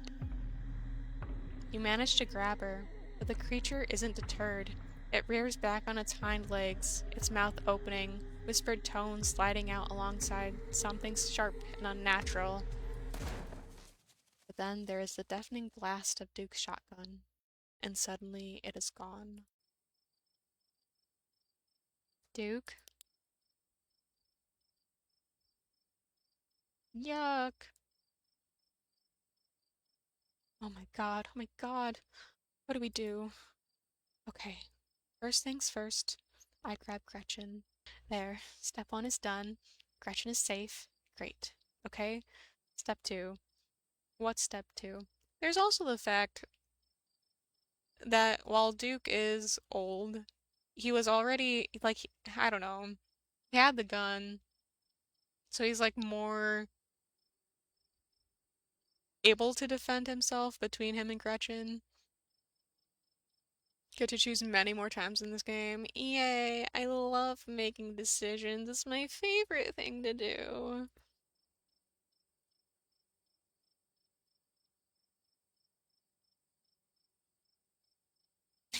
Go home and pretend this never happened.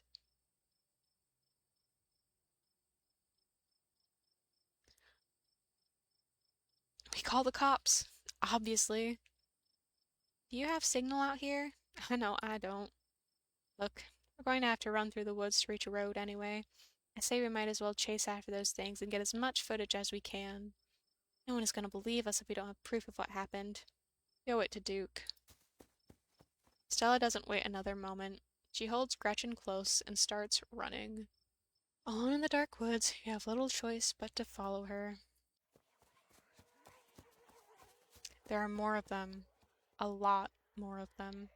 They leer at you from the trees, no longer hiding as they bellow their warnings out into the night. Stella films as she runs, narrating to an invisible audience. We're being, pursued, I think, by these weird things? It seems like they're all riled up from what just happened. The two of you come to a stop at the edge of a clearing. Oh, this looks like the Fibonacci. Anyways. Okay, we seem to have found a nest. Or a crop circle? But of animals. God, that smell. The air here is flavored with rot, a pervasive stench rising up from the spiral of corpses that patterns the rock. Birdie has been placed among them, her body laying still as the creature crouches protectively over her. Gretchen seems upset, shaking in Stella's arms and whimpering quietly. Oh! At the sound of the dog's disquiet, the creatures flow out of the woods and surround the clearing. Dead eyes peer out from pale, doughy faces, watching the two of you and the small, terrified dog. Oh, goodness, I did not like that. The deeper one. Oh, that's so disconcerting. Do you think they're friendly? Blubber, that's really funny.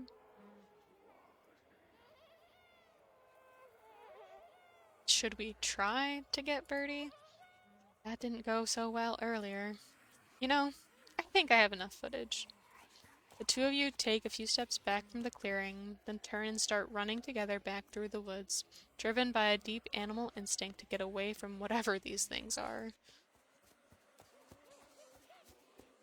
They're everywhere.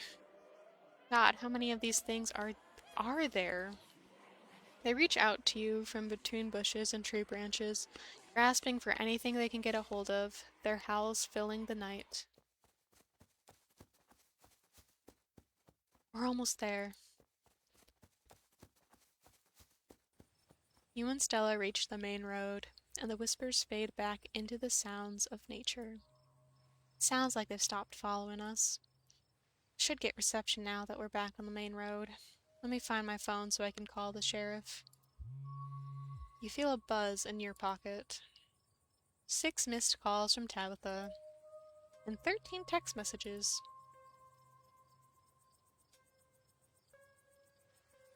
You text Tabitha back and let her know you're okay. Your message sits unread.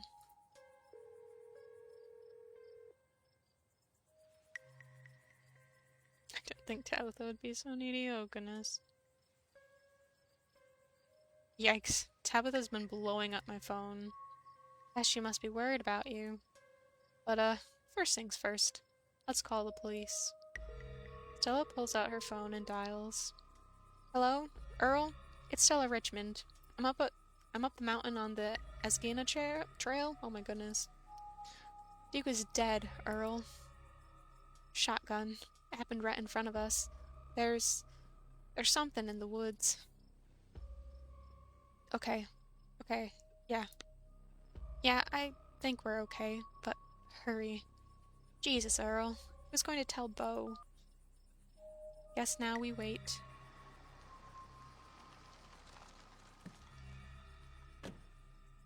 Takes a little while, but eventually a patrol car arrives at the scene.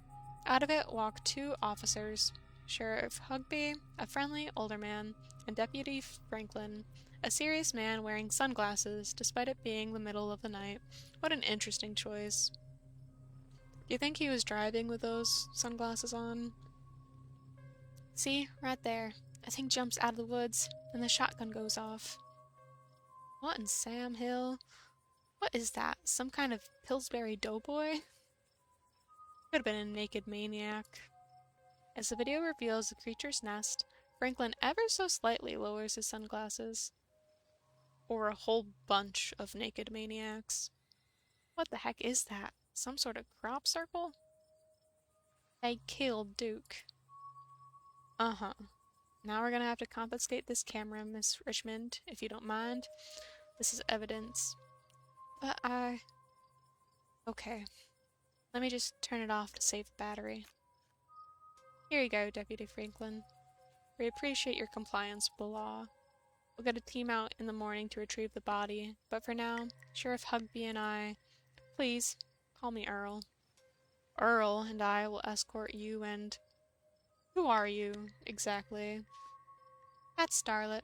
She came into town today for the funeral. Starlet? As in Tabitha's cousin. Yeah. Damn. Didn't think you'd actually show. We'll escort you both back to town. If there's a naked maniac on the loose, it's best you don't walk back on your own. It wasn't a... Never mind. Why aren't you going out there tonight? There's a dead body in the woods. Those things out there could attack someone else.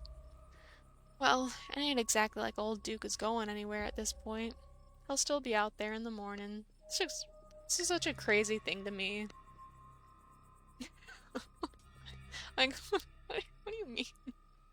Those things could drag him somewhere too. For one, among other things, like holy crow, we only have a skeleton crew at the moment. Monday nights are Deputy Derrickson's bowling nights. We'll be on alert for any more reports of naked maniacs, but retrieving Duke will just have to wait. Now, if you'll kindly step into the vehicle, we can return you safely to your home. Do we have to ride back with you? We can just walk. Those creatures left. We'll be fine.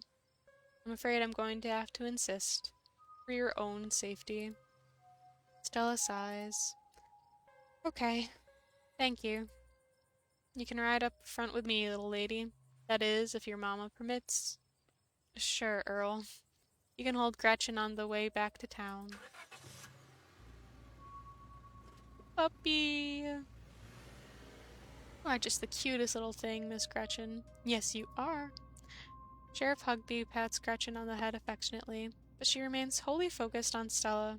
A worried look stretched across her little pug face as Hugby scratches behind her ears. Stella stares out the window, oddly quiet. Hey, Stella. You good? That's why they're waiting. They need him decompose first. You're so right.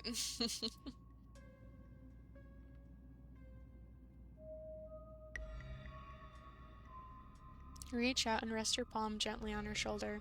She jumps slightly at your touch, but you can feel some of her tension ease, and hear her let out a self-soothing sigh.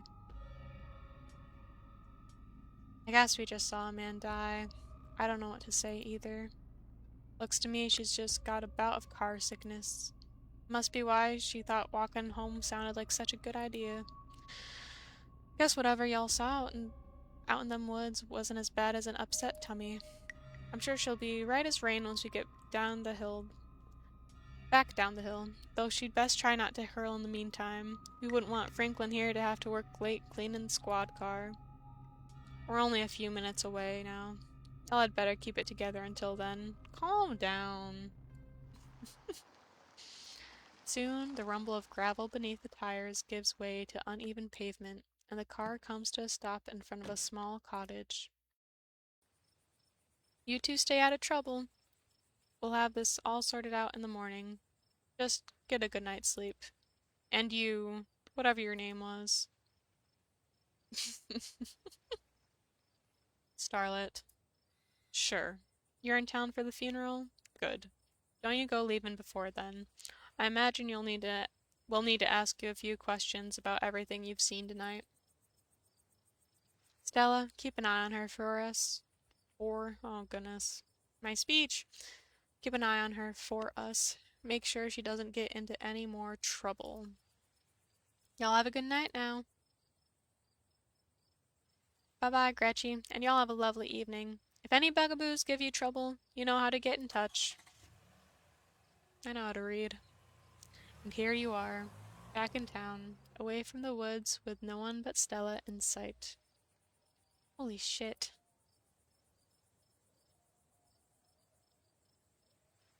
I hope you don't mind me asking, but why on earth did you want to walk home? That's a fair question. I just had some bad experiences with cars. I don't know how to drive them, and I don't like getting into them unless it's literally a question of life or death. Which, I guess tonight was. Sorry if I weirded you out. God, what a night.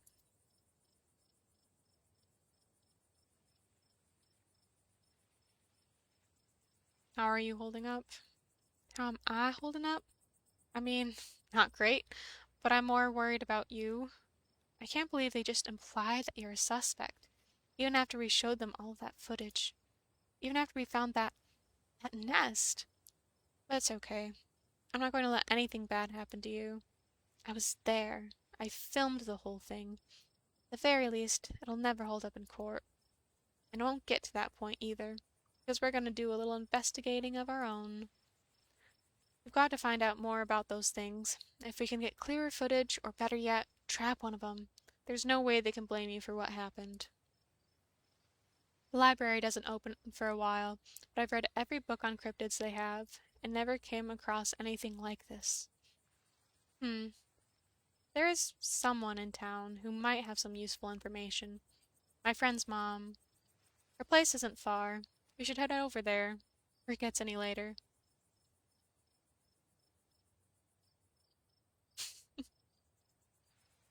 Let's do it. Awesome. Let's go. Hope she's still awake. Starlet. Jesus. Hi. You and Stella turn to see a shadowy figure staring at you from across the road. You didn't hear it approach. Welcome home. You're finally where you're meant to be. Before you can respond, the door behind you swings open. An older woman stands in the entryway. Go home, Wayne. Can't help you tonight. You look back, and the figure is already gone, disappeared into the shadows of the night. I'm sorry about that, Stella. Some people just can't be helped. What brings you out here so late? And who is this? Ah, Mrs. Forsyth. This is Starlet. Is it okay if we come in? You and Mrs. Forsyth briefly lock eyes. She's impenetrable, and you feel small and almost naked in her presence. And yet you feel no threat, no malice. And then the moment passes, and you see only the woman before you. Of course. You're in luck. I just put on water for hibiscus tea. And for goodness sake, you can call me Sybil. You're an adult now, after all. Welcome to my little nook. It's nice to finally meet you, Starlet. I was so sorry to hear about your mother. Vivian was such a lovely soul, and she's been sorely missed in the holler. And now, poor Perlan is gone as well. Do let me know if there's anything you need while you're in town.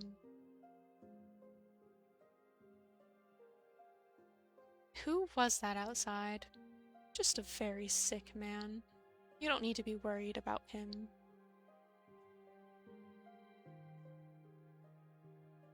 How did you know that my mom died? Oh, Perlan was a chatty woman. Not much went on that I wouldn't get an earful of, bless her heart. You knew her? Of course, dear. She was a good friend of mine for many years. She was such a lovely woman. You should come by sometime. I can delight you with unsavory tales of her youth.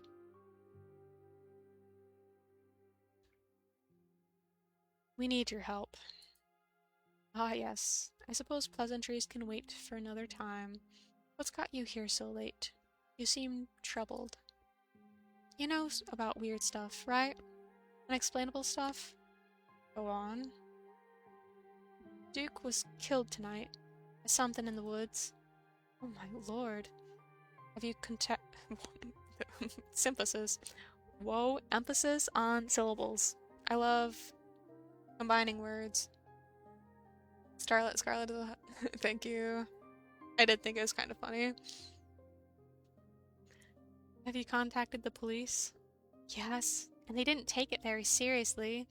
They're not even looking for the body until tomorrow.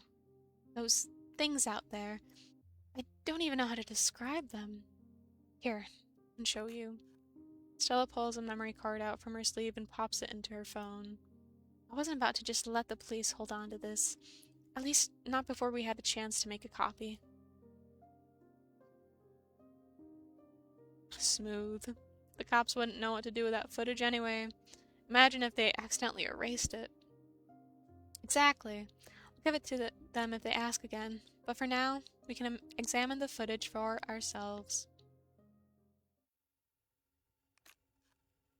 Where was this? Up the mountains, to the northwest, within the town limits?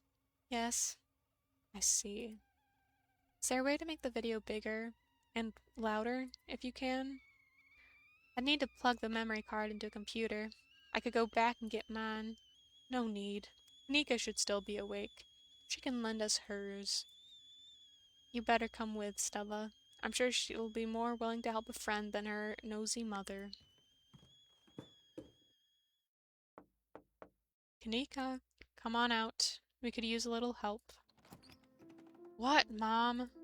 Oh, hey, Stella. And Gretchen, who's a good potato? I do love Gretchen's face. And a stranger. What are you doing in my house? Well, you know, I broke in.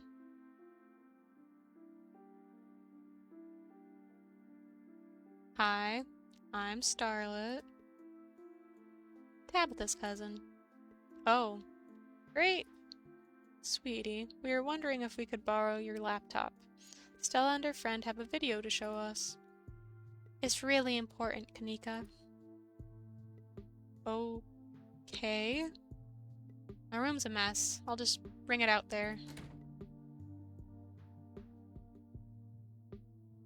Heads up, Kanika. This is graphic. Duke got killed out in the woods tonight. It's on the recording. Wait, are you serious? Duke's dead? Silence washes over the room as the video plays. Stella, what the hell is this?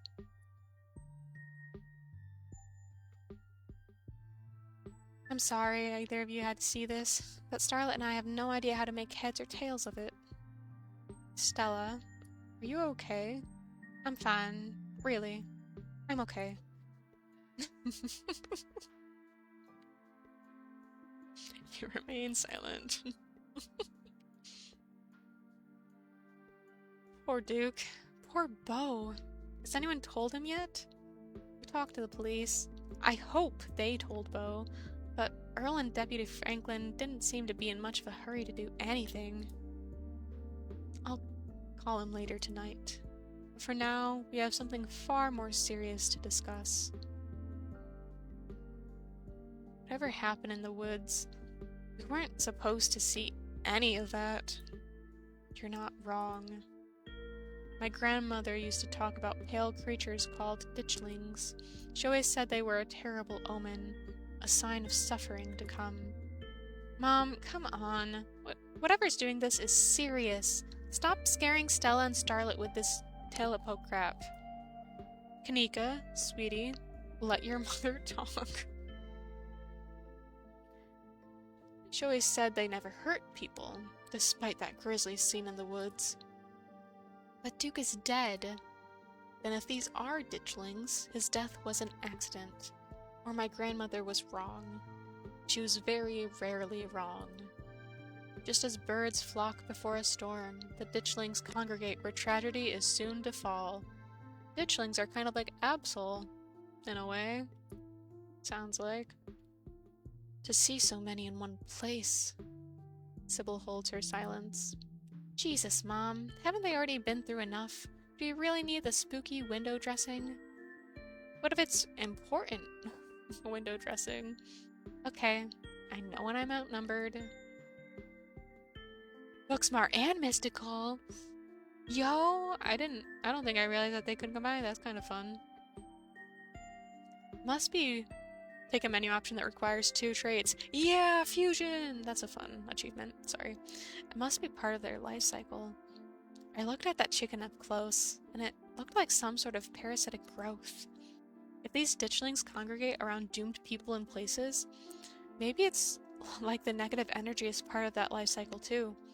Like negativity feeds the embryos as well as flesh. Well, that's one theory. At least the flesh part sounds about right. They're either using the local wildlife as food or incubation. And given that spiral of bodies, I'm guessing incubation. It looks like all the growths there had popped. Oh dear, I'd forgotten entirely about the tea I'd put on. Let me fix you up a couple of cups. It'll help soothe your nerves. I don't know. It's getting late and I should let Starlet get some rest. I ran her ragged today with all the hiking and running through the woods in terror.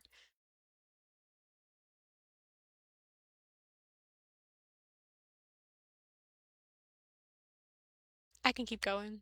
I'm still wired. Okay. Maybe it's that I'm eager to get home and start doing some research. I'll ask around on my usual forums to see if anyone has information on ditchlings. Is that what you called them? That's right. You go on home now and do try to get some rest. Don't stay up all night on the online. Let me get you some of my house-made peppermint tea to go.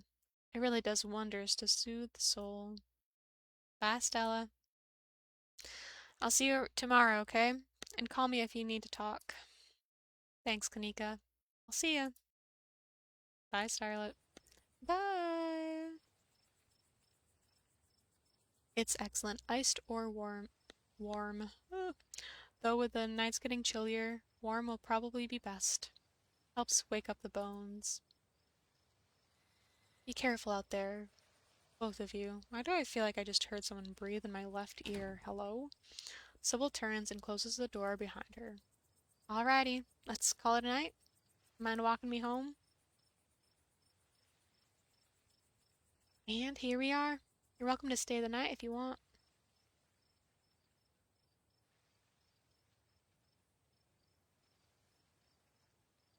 Thanks, I'm terrified of seeing Tabitha. I should probably head back and check on Tabitha. That's sweet of you.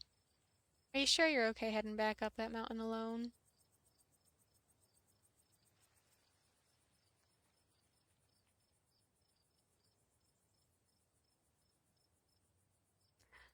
Sybil said that ditchlings are harmless. I think I'll be okay. It's not far. Well, I won't stop you if you really want to go back. Here's my number. Call me when you get there, okay? And good luck. She scribbles her number on a piece of paper before handing it to you. I'll see you tomorrow.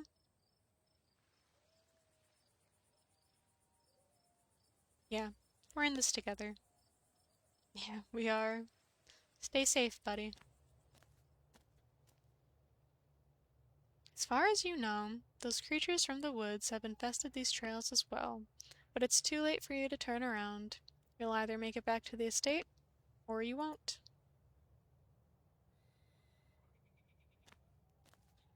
Almost home. Your salvation in sight, you make a mad dash to the door.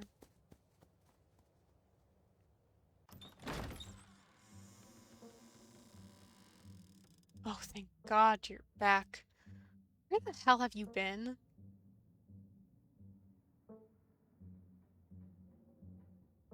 Know anyone named Rain? I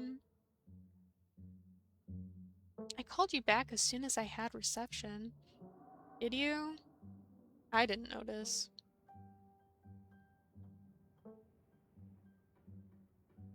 Do you know anyone named Wayne? I employ over 100 people. I'm sure I know a Wayne.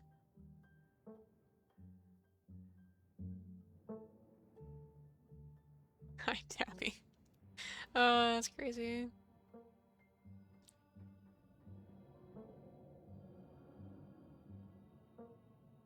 I went into the woods with this girl I met to find some cryptids, and a lot of really terrible things happened. Ah, so you met Stella, then. Ugh, that explains everything. She's gotten you all worked up. I'm going to bed. I'll see you tomorrow. Can you tuck me in? I'm still all hyped up on adrenaline from tonight. I'd love to just hang out for a little while, cool down a bit. No, I'm not going to hang out with you. It's late, I'm tired, I'm going to bed. Don't do anything stupid while I'm asleep. Just go to your room and sleep. You're alone in the estate. The sound of the wind whistling through the house gives you an uneasy feeling in your gut. It's probably best to turn in and try to leave the night behind you. As you collapse onto your mattress, you remember that Stella asked you to call her once you got back. to bed in my suit. You pull out your phone and call. Hey, how are you? She sounds a little different, a warble in her throat. Did you make it back all right? I died, actually. I actually died on my way home. This is my ghost. Ha ha. You're very funny. Oh, wait. Are you serious? You have to tell me if this is a joke. It's been a weird night, okay? Ooh, I'm a ghost in the machine. Okay, I'm gonna choose to believe you're joking. Now go get some Z's. That's something ghosts do. I'll talk to you tomorrow. Unless you are dead, and this is my one chance to talk to someone from beyond the grave. Ah, this is just this is stressful. I'm just gonna hang up. From the relative safety of this uncomfortable bed, the events of the past evening seem like something that happened to someone else. Though you can still clearly picture the terror you felt in those moments, for now, you're safe, and you're warm. Eventually, the sun will rise and chase away the monsters, and make them seem like nothing but bad dreams. Maybe tomorrow, if you're lucky, you'll wake up in the normal world and have a boring week in the mountains with your sour-faced cousin. It's a nice thought, but deep down, you can't help but worry that things will only get worse.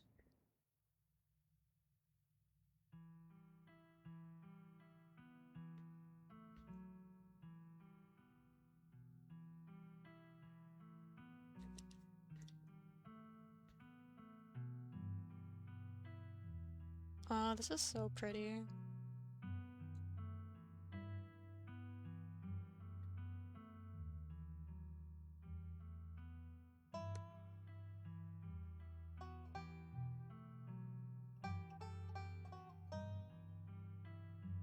And ominous.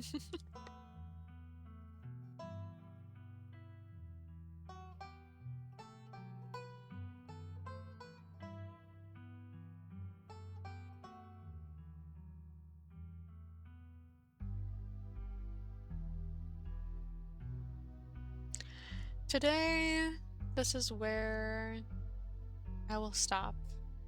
As much as I actually kind of want to continue, because I am intrigued. The blender skills for this, yeah, that's what I was thinking with the earlier shots of it too. It's kind of funny. And I have to feed the dog that's in my lap, otherwise he'll just stay up here with me for another 5 hours.